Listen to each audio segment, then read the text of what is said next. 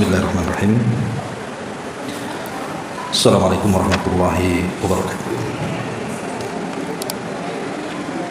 Alhamdulillah wassalatu wassalamu ala Rasulillah wa ala alihi wa sahbihi wa mawalah wa la hawla wa la quwwata illa billahi wa ba'du. Alhamdulillah, segala puja dan puji hanya milik Allah Subhanahu wa taala. Salawat dan juga salam kita hadiahkan kepada Rasul kita Nabi besar Muhammad sallallahu alaihi wa ala alihi wasallam.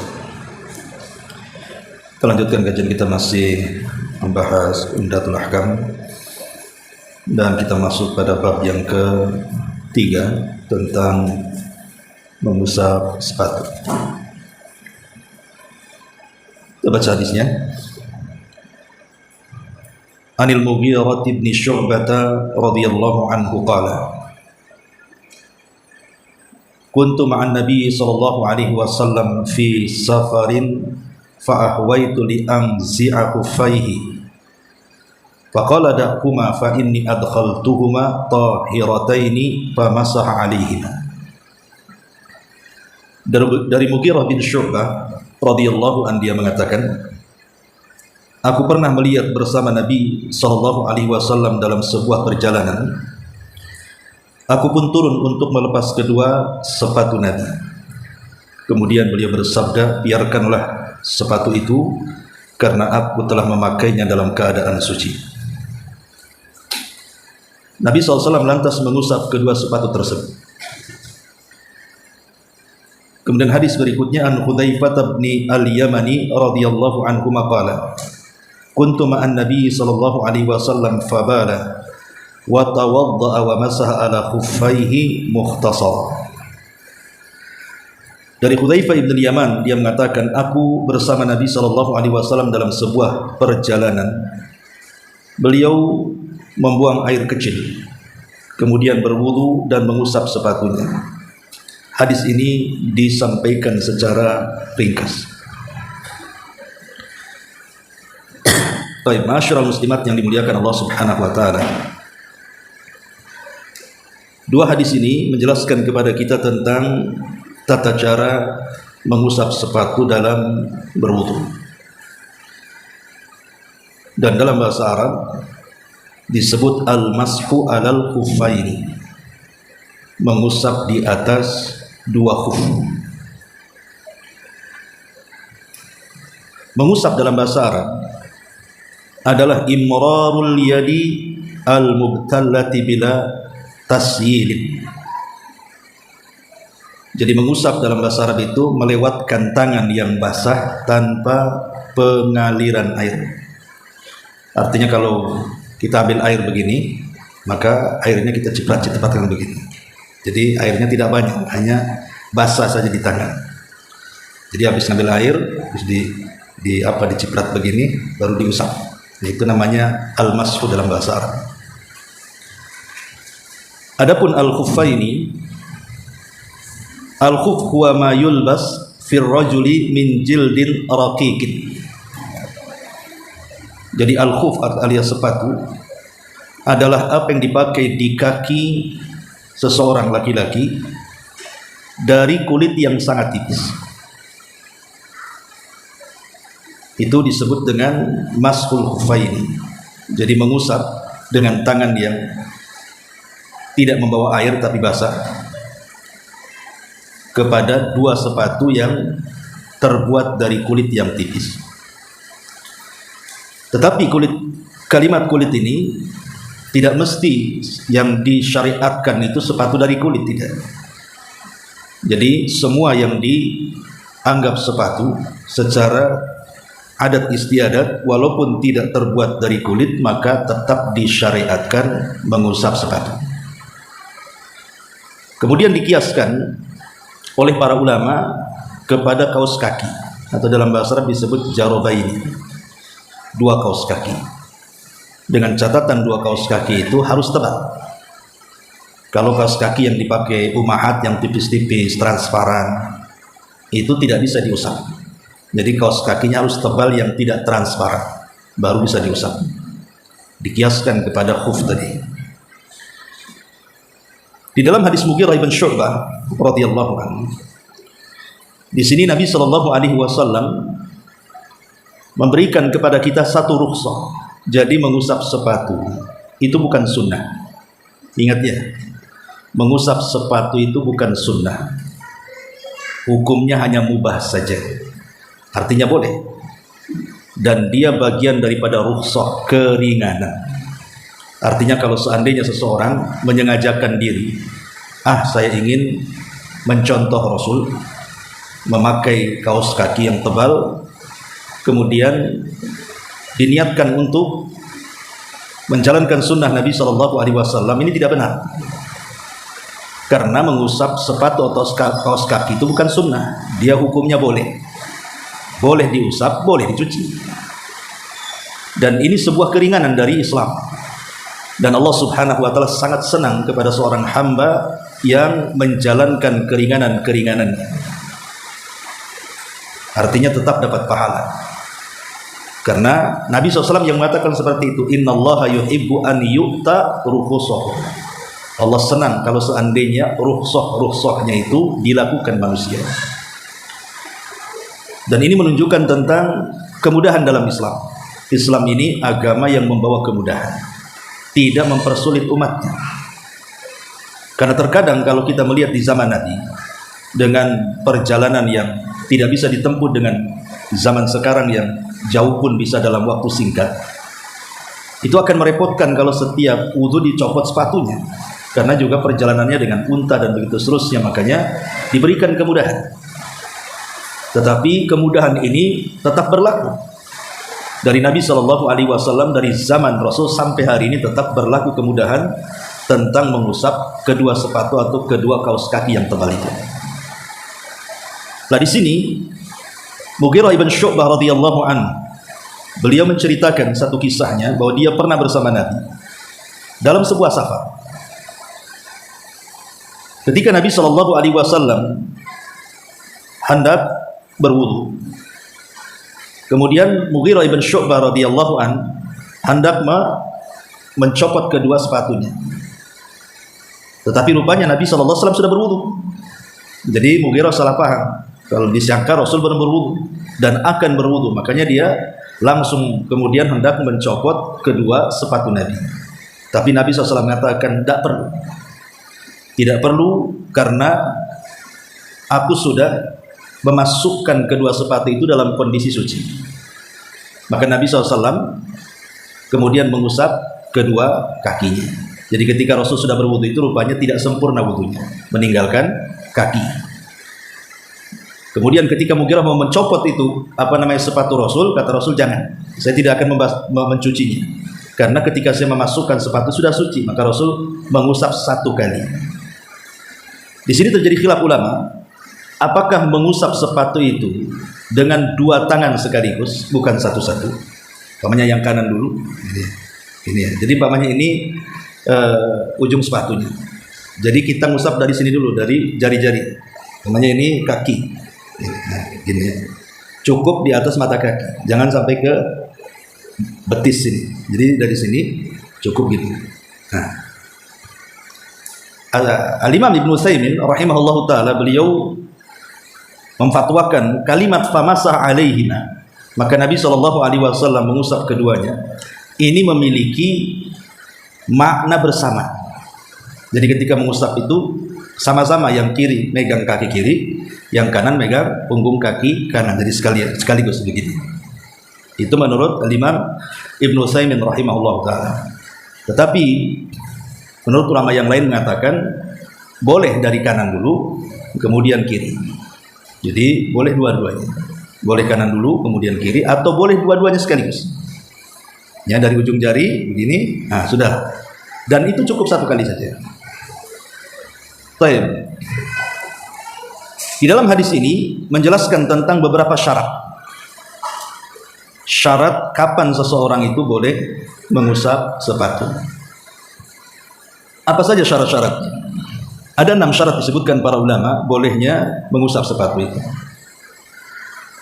Syarat yang pertama, an yalbasahuma ala taharatin kamilatin. hendaklah ketika seseorang itu memasangkan sepatu kepada kedua kakinya, maka harus dalam kondisi sempurna kesuciannya.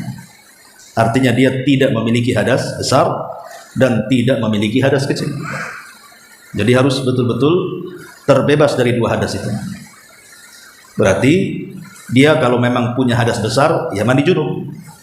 Kalau dia punya hadas kecil, ya berwudu dengan sempurna.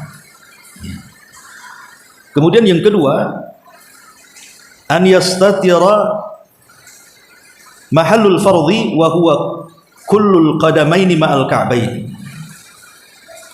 Sepatu yang dipakai itu harus menutup kedua mata kaki. Kalau seandainya seseorang memotong sepatunya di tumitnya dan nampak tumitnya, maka itu tidak dikatakan sepatu. Jadi kalimat khuf dalam bahasa Arab adalah sepatu yang menutup kedua mata kaki. Kalau tidak menutup kedua mata kaki namanya sandal. Itulah perbedaannya, sandal dengan sepatu. Jadi kalau sepatu menutup bukan hanya punggung daripada kaki, tetapi sampai ke mata kaki. Kalau sampai kemudian di bawah mata kaki, maka tidak dianggap sepatu, dia adalah sandal. Ini yang kedua. Kemudian yang ketiga, an yakuna thabitaini 'alal qadamaini. Penutup punggung sepatu itu dia harus menyatu dengan bawah sepatu. Ya, bukan dipasang gitu ya. Dia memang nyatu antara punggung dengan bawahnya kayak sepatu-sepatu. Makanya kemudian menjadi khilaf ulama, macam mana kalau ditali supaya nyatu, kan kita pasang dulu bawahnya, kemudian kita tutup, kemudian kita ikat. Ya. Apakah kemudian juga boleh seseorang mengusap kedua khufnya? Dari sini syaratnya harus thabitaini, bukan bisa dilepas, memang harus jadi nyatu. Nah itu syaratnya. Ya.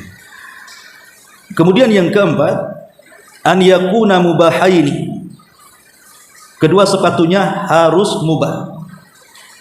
Tidak boleh sepatunya mengandung yang haram, seperti sepatu hasil curian atau sepatu gosok. Ya, gosok itu artinya mengambil tanpa izin walaupun mau dikembalikan. Itu gosok namanya. Ini tradisi gosok paling banyak di pesantren biasanya. Ini sudah saya mana ini? Tentu diambil kawannya. Ya. Masalahnya semua sama swallow aja semua kan. Ya. Jadi tidak boleh kemudian sepatunya itu dari hasil curi ataupun gosok, ataupun terbuat dari hal-hal yang diharamkan. Seperti bagi laki-laki tidak boleh kain sutra, ataupun dari kulit-kulit yang memang diharamkan, kulit babi, kulit anjing dan yang semacamnya. Jadi harus mubah betul-betul sepatunya. Sebab kalau sepatunya mengandung haram tidak boleh. Ini syarat masalahnya. Ya. Kemudian yang kelima, an yakuna tahiratain. Sepatunya diperiksa dulu, apakah ada najis nempel di situ. Jadi harus suci sepatunya. Tidak boleh kalau nempel najis di situ, entah injak kencing atau nginjak kotoran manusia atau nginjak najis yang lainnya, maka tidak boleh diusap. Karena itu syaratnya sepatunya harus suci. Ya. Kemudian yang kedua, an yakuna safiqaini. Sepatu zaman sekarang kan ada yang tipis sekali, transparan gitu ya. Ada yang berlubang-lubang. Enggak boleh. Jadi harus betul-betul tebal dan tertutup. Enggak boleh sampai sepatu yang ada lubang-lubangnya atau transparan gitu. Betul-betul tertutup. Nah, inilah 6 syarat yang disebutkan para ulama. Jadi ketika memasang, kita sudah harus suci dari hadas besar dan hadas kecil, alias kita sudah mandi junub dan berwudu, baru kemudian dipasang. Yang kedua, harus menutup semua kaki sampai ke mata kaki. Kalau di bawah mata kaki namanya sandal. Yang ketiga, harus nempel antara punggung sepatu dengan bawah alas sepatu. Mungkin dijahit gitu ya. Dan sekarang kan biasanya sandal-sandal sepatu-sepatu yang nganga itu kan, karena mungkin kualitasnya buruk, lemnya juga kurang kuat, kadang-kadang nganga mau makan siapa di situ kan. Kadang-kadang kan disol tuh. itu tidak ada masalah kata ulama. Karena kan nanti jadi nyatu lagi kan. Kalau ditali kan nanti talinya lepas. Ya, kalau disol kan memang diikat kan. Itu berarti memang sudah nempel dengan bawahnya. Ya. Kemudian juga harus mubah. Bukan sepatu curian, beli dari hasil korupsi, beli hasil nipu, hasil gosok, atau benda zatnya itu haram. Mungkin pakai kulit babi, kulit anjing, ataupun dari sutra bagi laki-laki, maka tidak boleh. Kemudian yang kelima, sepatunya harus suci, tidak boleh nempel najis di situ. Dan yang terakhir, harus tebal, tidak transparan. Kalau itu bentuknya kaos kaki. Ya, kalau sepatu rata-rata sih kalau sepatu tebal-tebal lah. Tapi ada juga saya pernah lihat sepatu itu transparan, ada yang lubang-lubang gitu ya. Ya, mungkin kalau kaos kaki ya memang kebanyakan yang dipakai umat kan ada yang suka yang tipis-tipis tampak ya. Maka harus yang tebal kaos kakinya baru boleh mengusap sepatu. Nah, itulah sebagian daripada syarat yang disebutkan para ulama tentang masalah kapan seseorang itu mashul khufain. Taib. Lalu berapa lama seseorang itu boleh mengusap sepatu setelah dia niat? Harus ada niat ya, tetap niat. Ketika berwudu kita niatkan bahwa setelah wudu ini maka saya akan mengusap baik sepatu atau kaos kaki. Para ulama mengatakan tentang berapa lama. Maka dalam hadis Nabi SAW mengatakan bagi seorang musafir maka diberikan waktu 3 hari 3 malam. Bagi seorang musafir 3 hari 3 malam. Pamannya umroh lah ibu ya. Mau umroh kan jauh tuh. Nah, secara otomatis maka terkadang ada kesulitan. Makanya sebaiknya kalau mau safar jauh, tidak mesti umroh, atau mungkin pikir nanti kesulitan mau melepas kaos kaki di tengah umum, ya, maka sebaiknya dari rumah berwudu, pasang kakinya, niatkan mau masuk khufain. Sehingga ketika di tengah perjalanan kan tidak usah copot-copot sepatu, copot-copot kaos kaki kan, cukup diusap sekali saja, nah begini, ya, di atas mata kaki. Tapi bagi seorang yang mukim hanya boleh 1 hari 1 malam saja. Pamannya ibu, kan ada. Saya pun sering merasakan kalau lagi demam itu kan apa istilah gregesnya. Itu kalau pijak keramik itu kayaknya gimana gitu ya. Kalau orang sakit kan pijak keramik kedinginan tuh kayaknya malas gitu. Nah, boleh kita ini menggunakan rukhsah ini di rumah pakai kaos kaki tebal. Ya, tapi syaratnya berwudu dulu. Ya, setelah berwudu sempurna baru dimasukkan kaos kakinya dan niat akan mashul khufain. Maka dibolehkan 1 hari 1 malam, tergantung jamnya. Jadi ibu kalau masuknya jam 7 gitu ya, jam 7 pagi, nanti jam 7 pagi besok berarti sudah selesai itu. Harus mulai lagi wudu lagi, lepas wudu lagi, masukkan. Ya.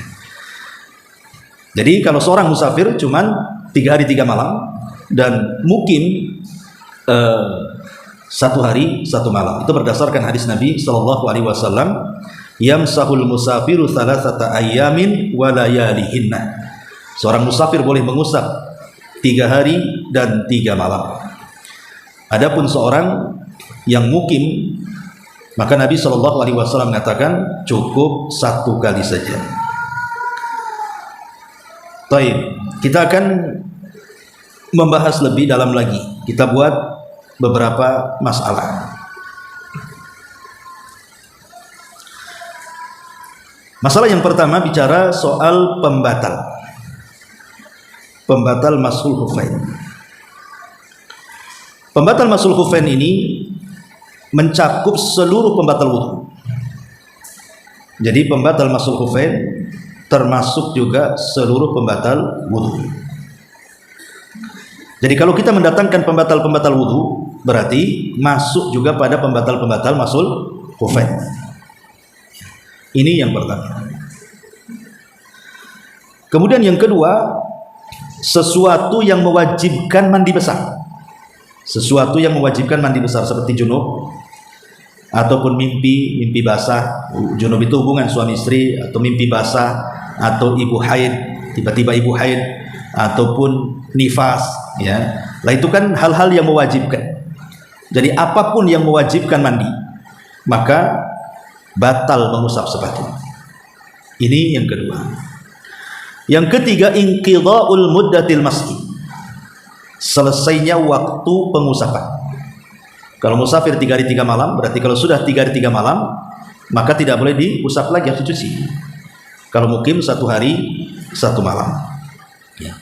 Atau yang keempat, naz'ul khuffi. Tiba-tiba ibu gatal kakinya, dilepas pula sepatunya. Maka kalau sudah dilepas sepatu, tidak berlaku lagi mengusap. Walaupun baru 1 jam, gara-gara gatal atau gigit semut, akhirnya dibuka, digaruk, dipasang lagi, tidak bisa. Ya, berarti memulai dari awal lagi. Kalau sudah dilepas, pengen mengusap, berarti diawali lagi, wudhu lagi, kemudian baru niat mengusap sepatu, baru dimasukkan kembali. Jadi diantara pembatalnya adalah mencabut sepatu.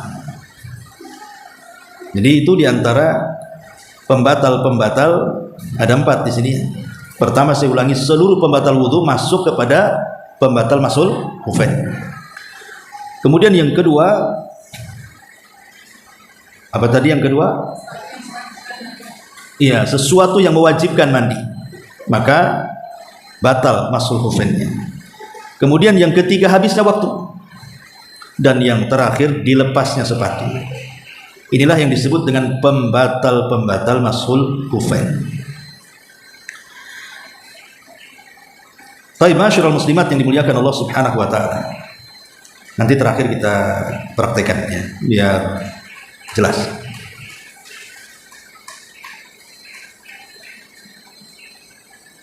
Yang kedua, beberapa masalah. Masalah yang pertama, apakah kemudian disyaratkan di sini hal yushtaratu li jawazil masih alal khuffaini an yudkhila rijlaihi fihi ma ba'da tamamil wudu? Apakah disyaratkan mengusap sepatu itu harus sempurna betul-betul wudu? Jadi sempurna itu dari mulai mencuci tangan sampai mencuci kaki, baru kemudian dimasukkan. Ataukah ketika mencuci kaki dulu yang kanan baru dimasukkan sepatunya, kemudian mencuci kaki yang kiri baru dimasukkan sepatunya satu-satu? Ini yang dibahas oleh para ulama. Imam Malik rahimahullahu ta'ala dan Imam Syafi'i mengatakan tidak boleh seseorang itu memasukkan sepatu satu-satu. Artinya satu-satu itu dicuci dulu kaki yang kanan, kemudian baru dimasukkan sepatunya. Dicuci kaki yang kiri, baru dimasukkan sepatunya ke kiri. Bukan begitu caranya, kata Imam Malik dan juga Imam Syafi'i dan juga Imam Ahmad. Jadi harus total dulu sempurna wudunya. Tidak boleh satu-satu, sempurnakan dulu mencuci kaki dua-duanya, baru selesai pasang sepatu. Tetapi Abu Hanifah dan juga Imam Ats-Tsauri, Sufyan Ats-Tsauri, dan ini yang dipilih oleh Imam Ibnul Munzir dan juga Syekhul Islam Ibnu Taimiyah rahimahullahu taala. Maka seseorang dibolehkan kemudian memasang satu-satu, tidak ada masalah ya. Baik suci secara sempurna ataupun dipasang satu-satu, maka tidak ada masalah. Dan ini kan masalah khilafiyah ya, berarti bisa dilakukan dua-duanya. Ini masalah yang pertama. Masalah yang kedua, seandainya seseorang itu terhalangi wudu, tidak bisa menggunakan air, otomatis tayamum kan? Apakah berlaku masul khufain itu pada tayamum? Pamannya nih, ibu tidak bisa menggunakan air karena tidak ada air, atau karena mungkin sakit, atau kata dokter dilarang, tidak boleh terkena air, dan begitu seterusnya. Intinya terhalangi air. Atau mau beli tapi harganya mahal gitu. Akhirnya ibu tayamum. Ketika safar ibu tayamum, mudah-mudahan nanti sampai di sana ada air. Ya. Maka ulama mengatakan tidak ada syariat masul khufain pada tayamum. Karena tayamum itu anggota badannya hanya 2 saja, muka dan tangan. Ya, muka dan tangan saja kan, tidak mengusap kaki. Sementara wudu itu dia ada 4 kan gitu. Ada 4. Pertama mencuci wajah, yang kedua tangan, yang ketiga mengusap kepala, yang keempat kaki. Dari sini kita tahu bahwa masul khufain itu pengganti pencuci kaki. Maka karena dia sebagai menggantikan mencuci kaki, maka tidak ada syariat masul khufain itu dalam bab tayamum. Dia hanya ada dalam bab wudu saja. Ini masalah yang kedua. Kemudian tentang batasan. Tadi saya sudah jelaskan batasan sepatu itu harus menutup mata kaki. Masalah yang lain, bagaimana kalau seandainya sepatu itu ada robeknya sehingga nampak kulit kakinya. Lain kalau umpamanya dilapis dengan kaos kaki, kan nggak nampak kulitnya kan. Ya. Maka para ulama mengatakan kalau robek maka tidak disyariatkan masul khufain. Kenapa? Karena nampak bagian wudunya. Berarti yang bagian wudu itu harus dicuci. Ada nampak kan? Ya. Dan tidak mungkin menggabungkan antara mengusap dan mencuci. Makanya sebagian ulama mengatakan sepatu yang robek sehingga nampak kulit kakinya maka tidak disyariatkan untuk mengusap. Satu pendapat. Tapi pendapat yang lainnya bahwa, dan ini pendapat jumhur malah, dibolehkan selama itu disebut sepatu. Walaupun robek, kalau itu masih disebut sepatu, tidak berubah menjadi sandal, maka masih boleh untuk diusap. Jadi sebagian ulama mengatakan seperti itu. Artinya memungkinkan dipakai lah, bukan sepatu rusak gitu ya. Ini dua pendapat juga, ada yang membolehkan, ada yang tidak membolehkan. Adapun apakah harus niat? Maka ulama mengatakan sunnah saja niatnya, karena dia bagian daripada wudhu. Sehingga niatnya niat wudhu, bukan niat mengusap sepatu. Maka dia tidak dimasukkan dalam rukun. Tapi ulama mengatakan sunnah saja hukumnya. Sekalipun tidak niat maka sah mengusap sepatu. Karena itu hukumnya sunnah. Tidak sampai kepada rukun. Karena itu bagian daripada masuk dalam rukun wudhu. Nah ini beberapa masalah. Sekarang masalah berikutnya, bagaimana kalau seandainya lupa, ibu sebenarnya sudah 4 hari. Berarti kan sudah lewat kan? Kalau kan musafir kan sehari 3 hari 3 malam. Ini ibu sudah masuk ke 4 hari, secara otomatis dari pembatal mengusap sepatu itu kan dengan habisnya waktu kan. Dan waktu musafir itu 3 malam. Ibu lupa, disangka ibu masih 3 hari, akhirnya berwudu kemudian mengusap sepatu. Lah ketika ibu hendak sholat, Allahu Akbar, dalam sholat ingat, lah ini kan sudah habis mengusap sepatu karena saya sudah 4 hari. Apakah dilanjutkan sholatnya atau dibatalkan? Maka para ulama mengatakan dibatalkan sholatnya, karena dia sholat tanpa wudhu hakikatnya. Karena diantara salah satu syaratnya adalah tidak boleh habis masa tenggang mengusapnya. Kalau sudah habis berarti masuk pembatalnya. Berarti sudah batal tuh masul khufain. Kalau sudah batal berarti dia harus mencuci kaki. Maka kalau seandainya lewat batas waktu kemudian masih diusap, maka tidak sah wudunya, secara otomatis tidak sah sholatnya. Jadi harus diperhatikan waktunya juga. Nah ini juga diantara pembahasannya. Kemudian juga seseorang yang mencabut sepatunya dan dia tidak mendatangkan pembatal-pembatal wudhu, tidak kentut, ya tidak berak, tidak apa gitu kan, masih suci. Kemudian dia ingin mengulangkan habis waktunya. Apakah wudhu lagi ataukah cukup dicabut kemudian dipasang lagi? Kan dia masih suci kan? Berdasarkan hadis ini, zahirnya adalah Nabi SAW ketika hendak dicabut sepatunya kata Rasul, jangan, karena saya dalam kondisi suci. Nah ini sudah habis masa waktunya dan dia masih suci. Apakah kemudian wudhu lagi dan mencuci kakinya baru memasukkan kembali, ataukah cukup dilepas dipasang lagi karena dia sudah suci kan gitu ya? Maka ulama mengatakan tetap tidak boleh, dia harus berwudu. Tidak boleh tetap berwudu, karena di antara pembatal wudu adalah mencabut. Kan tadi sudah disebutkan di antara pembatalnya mencabut. Kalau sudah dicabut batal semuanya, berarti harus berwudu lagi dia. Ya, maka ini di antara hukum-hukum yang berkaitan dengan mashul khufain. Ya. Jadi saya praktekkan sedikitnya. Ini ya. Jadi di kaki, umpamanya pakai sepatu, maka usapnya begini. Nah, dari sini, nah, itu saja. Ya. Jadi ini tangan yang ini ke kiri, ini ada patah ini. Jadi ini di sini. Nah, sudah ada di sini. Tidak perlu sampai ke atas. Cukup saja di atas. Ini kan mata kaki ini. Nah, itu saja. Sekali saja. Ya. Jadi beda ya. Kalau wudu kan 3 kali cucian. Kalau masul khufain sekali saja. Dan ingat, ketika bapaknya ini ambil air, ya, ambil airnya. Kalau wudhu kan ambil air, dicuci. Kalau ini ambil air, kemudian dipercik gini. Nah, jadi airnya sudah ada lagi, sisanya kelembaban air tadi. Karena kalau pakai air sudah mencuci namanya. Nah, mengusap tadi sudah saya jelaskan, dia mengusapkan tangan yang basah tanpa banyak air. Jadi makanya ambil air langsung begini, langsung diusapkan begini. Nah, paham ya?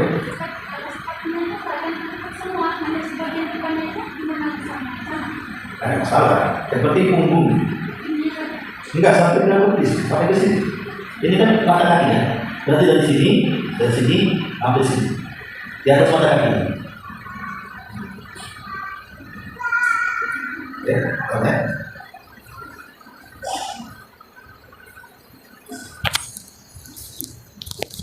Jadi mengusap itu sebagaimana berwudu juga kan dia sampai mata kaki. Artinya di atasnya mata kaki. Maka mengusap juga sama di atas mata kaki sedikit. Tapi tidak sampai ke betis. Dan kesalahan orang yang tidak tahu hukum, yang diusap justru bawahnya. Ya, inilah yang dikatakan oleh Ali radhiyallahu an.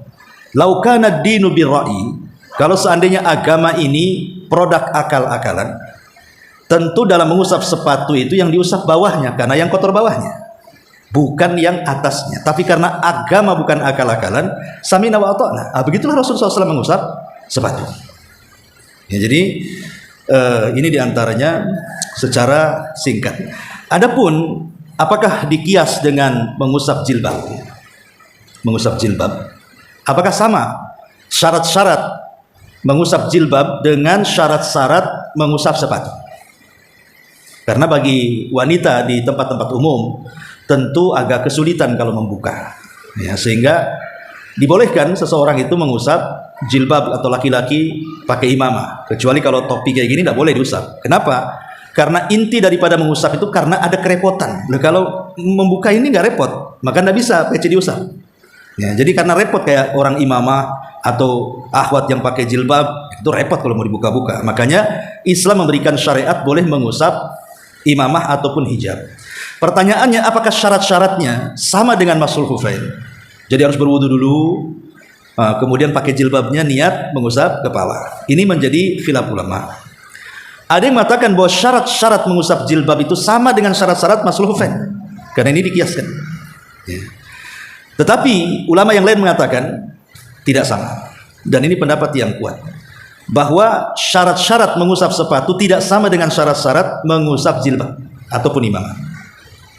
Dan waktunya juga tidak sama dengan waktu mengusap khufain dalam mengusap jilbab atau imamah.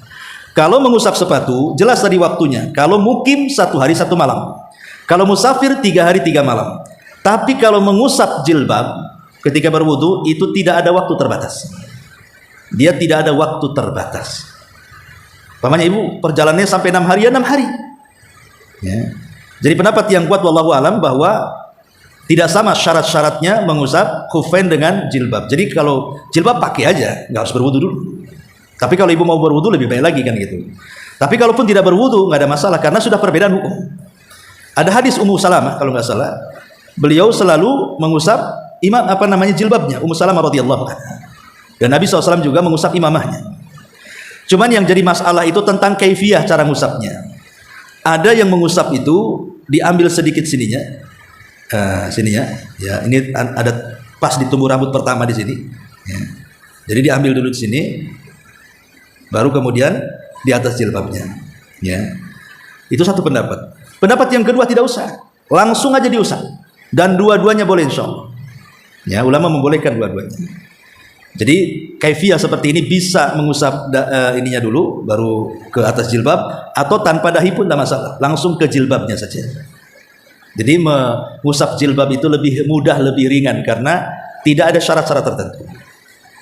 Ya, paling syarat-syarat itu ya jilbabnya hasil nyuri mungkin, ya ngambil di jemuran tetangga umpamanya, atau jilbabnya salah COD, tahu punya orang, sembunyiin kan gitu.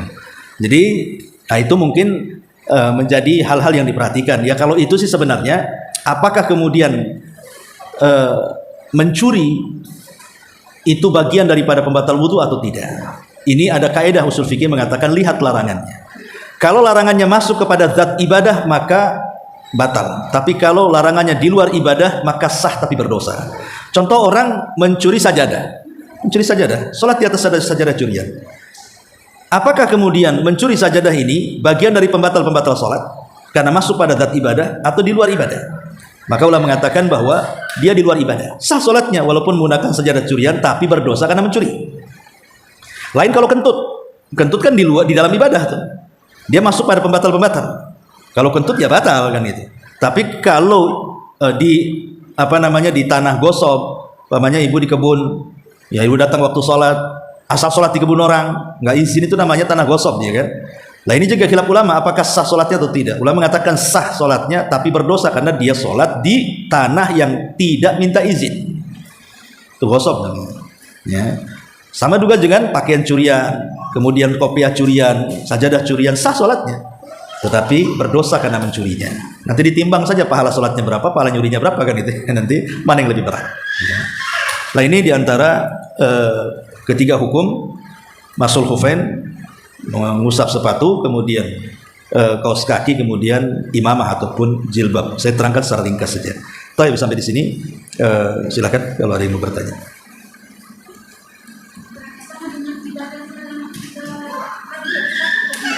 Bentar Om, nggak dengar.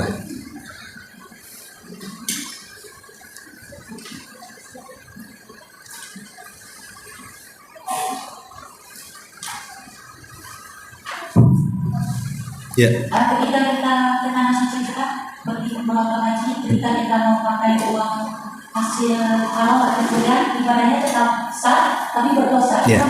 Ya sah. Karena bukan pembatal haji. Pembatal haji itu ya kalau meninggalkan rukun. Nah itu ya. Ini kan dia tetap manasiknya sama. Rukun-rukunnya, syarat-syaratnya, wajib-wajibnya dilaksanakan. Sah haji. Sah hajinya tidak ada kaitan dengan pahala dan tidak ya. Seperti artis itu kan yang memakai uang hasil. Iya, maksudnya harus dibedakan. Hukum sah sebuah ibadah dengan hukum berpahala sebuah ibadah itu beda. Contoh begini. Ada orang sholat, Allahu Akbar. Dari awal sampai akhir otaknya tidak dalam sholat. Otaknya itu nginget, besok nih harus bayar cicilan. Ya. Sampai selesai sholat, ingat bayar cicilan aja. Jadi dia baca Fatihah, baca surat itu ya, dia nggak sadar karena yang dipikir itu aja dari awal sampai akhir. Sah sholatnya. Tapi apakah berpahala? Kan tidak.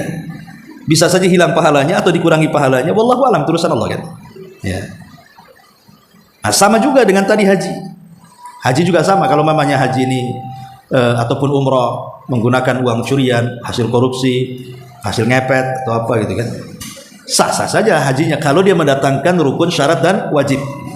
Ya. Tapi dia berdosa karena mencurinya tadi. Ya, nanti ditimbang aja lah. Karena harus dibedakan antara sahnya sholat dengan berpahalanya sebuah ibadah. Itu beda bang. Wallahu a'lam. Ada titipan pertanyaan Ustaz. Ya. Di luar dari tema, bagaimana seorang istri yang menolak ajakan suaminya untuk bersenggama di malam hari dikarenakan suami sering menuduh istri kalau istrinya itu seorang pelacur atau pezina, dan padahal anak itu yang ada sama dia itu jelas-jelas anak dari suaminya.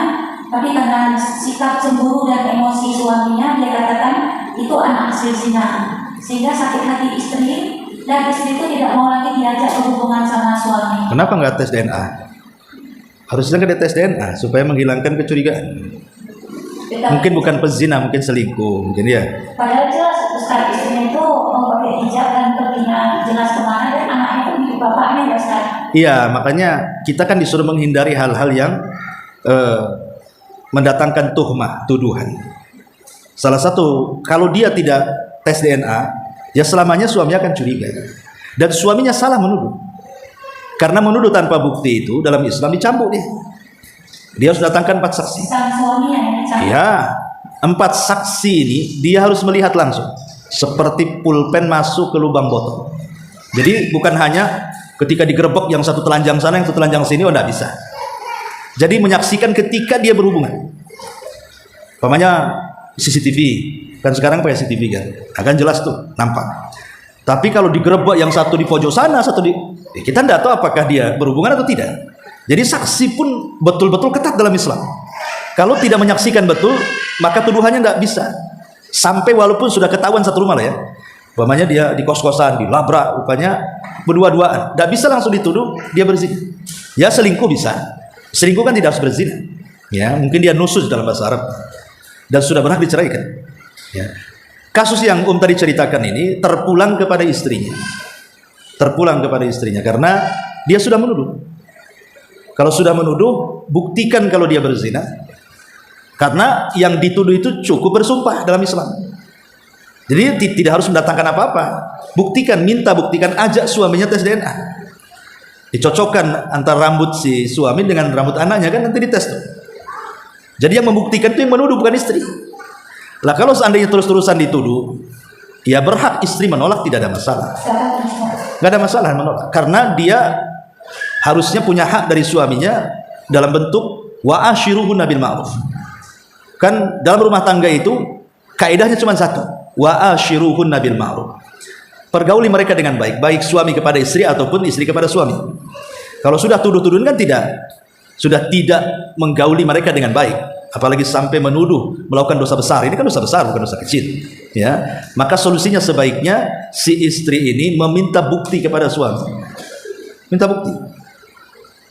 Kalau seandainya memang terbukti dia berzina, berarti kan dusta tuh si istri. Tapi kalau tidak terbukti karena tes DNA-nya sama, ya berarti memang suaminya mencari masalah. Sekarang mudah, alhamdulillah sekarang Allah mudahkan. Zaman dulu susah lah tes DNA. Sekarang bawa aja ke dokter. Nanti ketahuan itu. Ini punya siapa? Ya, ternyata bukan punya dia. Nah, lihat dari suami tetangga 5 orang itu mana yang mirip, tarik dia tes DNA kan gitu. Ustaz, masih sambungan yang tadi. Iya. Ketika dalam keadaan normal ya Ustaz, si suami ini memang mengaku itu anak dia, tapi ketika dia dalam keadaan marah dan cemburu yang tidak tahu-tahu cemburu buta gitu, itulah dia katakan, dia sering mengatakan. Tidak bisa, itu tuduhan serius dalam Islam. Oh, jadi tetap. Itu dosa besar karena ada hadis, ada Quran. Ada Qurannya, ada hadisnya tentang tuduhan wanita baik-baik dianggap pezina. Itu ada babnya sendiri dalam Al-Kabair, dosa-dosa besar. Imam Zahabi menyebutkan dalam kitab Al-Kabair itu salah satunya menuduh wanita baik-baik berzina. Ya, karena tidak bisa. Contoh ini Bu, contoh saja. Ibu punya tetangga. Tetangga ini pakaiannya ya kayak wanita nakal, pelacur gitu kan. Pakai rok mini, kemudian dandanannya menor, keluar malam-malam, kemudian pulang subuh, itu saja tidak bisa dituduh pezina. Jangan ibu katakan, itu kerjaannya zina. Tidak bisa. Lebih menyaksikan dia menjual diri berzina. Kemudian juga ada saksi nggak Pak? Kalau nggak ada saksi jangan. Ya, tidak boleh seseorang menuduh sembarangan. Itu yang jelas-jelas nampak lah gitu ya. Pakaiannya seperti wanita remang-remang, wanita malam-malam, wanita nakal kan. Itu saja tidak bisa kita tuduh. Kecuali 2, bisa mendatangkan 4 saksi atau dia ngaku. Kalau tidak ada 2 perkara ini, ibu berdosa. Dalam Islam, ibu dituntut balik sama dia. Bisa dicambuk ya, 80 kali. Makanya nuduh-menuduh ini perkara serius. Sebenarnya sang istri tidak perlu mendatangkan bukti kalau itu bukan anaknya. Walaupun ketika normal itu anaknya, ketika tidak normal itu bukan anaknya, berarti suaminya ini harus dibawa ke psikiater itu. Jangan-jangan dia ada kelainan jiwa dia. Kok bisa kayak gitu? Karena tidak boleh seseorang itu menghilangkan, menasabkan nasab yang bukan nasabnya. Itu dilaknat. Ya. Baik seseorang membuang nasabnya ataupun menasabkan kepada yang bukan nasabnya, itu dua-duanya dilaknat, tidak boleh. Dan itu perkara jahiliyah. Jadi memang ya kecuali kalau ada biaya, kemudian istrinya biar lebih jelas lagi ingin memberikan bukti kepada suaminya, ya lebih baik lagi. Itu kan berarti betul-betul wanita ini berakal, ingin cari solusi. Ya, datang ke dokter, tolong dicek, minta rambut suaminya ketika tidur biar nggak ketahuan kan itu. Gunting sedikit, bawa ke dokter, nanti kan ketahuan. Sebentar aja tes DNA itu. Wallahu a'lam. Ustaz, ya. Mengenai mengusap sepatu tadi masih agak bingung. Jadi mengusap sepatu ini dikerjakan apabila kita ingin sholat memakai sepatu ya Ustaz? Iya. Ya kalau nggak sholat pakai sepatu ngapain? Nanti dilepas batal masalah hukum. Iya. Iya. Pamannya gini di bus, contoh. Ini kalau di Jawa itu kan perjalanan bus tuh jauh ya, dari Jawa Timur ke Jawa Barat tuh, Jakarta, Jawa, Surabaya tuh berjam-jam tuh kadang-kadang ya, melewati. Kalau sekarang udah ada tol lah, kalau dulu kan lama. Lah dalam kondisi-kondisi seperti itu kan otomatis walaupun kemudian berada di berhenti sebentar di terminal, ya, kemudian bus nggak bisa sholatnya. Udah ambil wudhu dulu, masuk ke bus, sholat di bus. Karena tidak memungkinkan, karena mungkin umpamanya sopirnya itu hanya ngasih waktu 10 menit untuk kencing aja umpamanya kan. Ya udah ambil wudhu, kemudian masuk rufen, sholat di dalam bus. Kalau memang tidak memungkinkan sholat di luar kendaraan, karena sholat wajib itu harus di luar kendaraan, tak boleh di atas kendaraan, kecuali darurat. Di atas pesawat, ya mau gimana lagi? Atau sedang sakit di rumah, pengen pakai kaos kaki ya karena demam. Nah itu berlaku di situ. Wallahu a'lam. Iya. Masih ada hubungan zina bisa. Iya.